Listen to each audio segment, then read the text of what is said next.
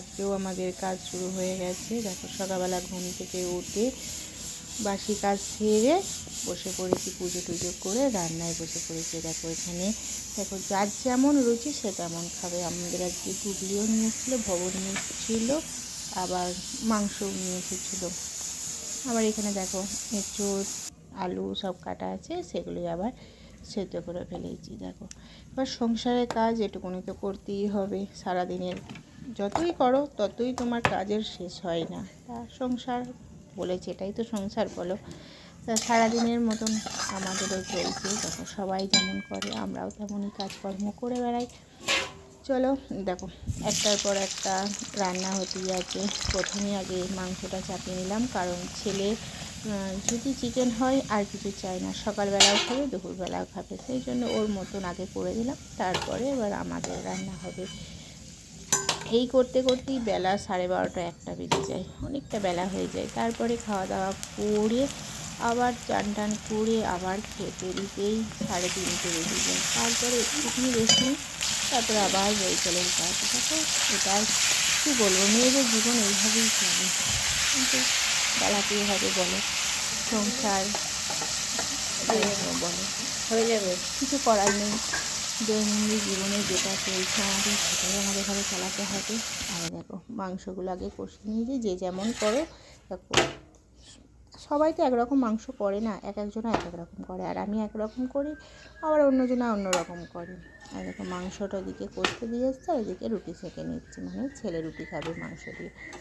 ঠিক আছে বলে সকালবেলা 2টো রুটি আর একটু চিকেন করে দাও, ও চিকেন কষা আমি খেয়ে নেবো। দেখো চিকেনটা হয়ে গেছে, ওকে রুটি দিয়ে দিয়েছি। এবার দুপুরবেলা ভাত দিয়ে খাবে। আর একটু ঝোল ঝোল না করলেও তো খেতে পারবে না, মানে একবারে কষা কষা করলে সেটা মাখা মাখা করলে কেমন একটু খেতে লাগবে, সেই জন্য। আর দেখো আমাদের ওইদিকে রান্নাগুলো আস্তে আস্তে একটার পর একটা কমপ্লিট করছি।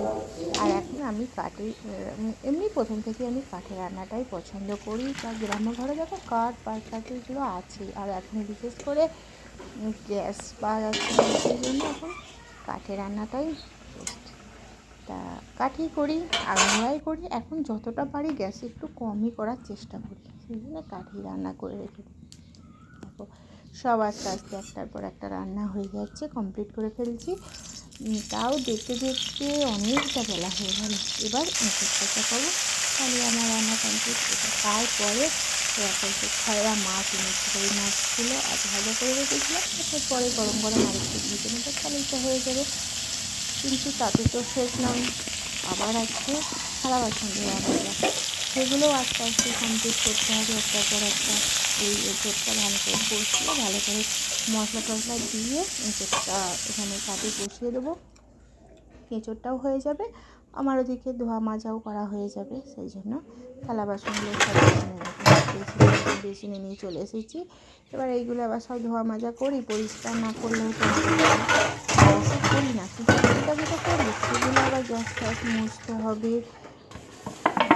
তারপরে রান্নাঘরটা মুছবো, কড়াইটা মাজবো, তারপরে কাজ শেষ। তা সারাদিনের কাজ শেষ নয়, ওটা হচ্ছে একবেলার মতন কাজ শেষ। আবার রাতে চা খেতে, সন্ধেবেলা হবে চাটা হয় প্রতিদিনের জন্য। আবার যেদিনকে ছেলে টিফিন হয় সন্ধেবেলা, সেদিনও টিফিন। এই দেখো এই হচ্ছে আমার আজ এই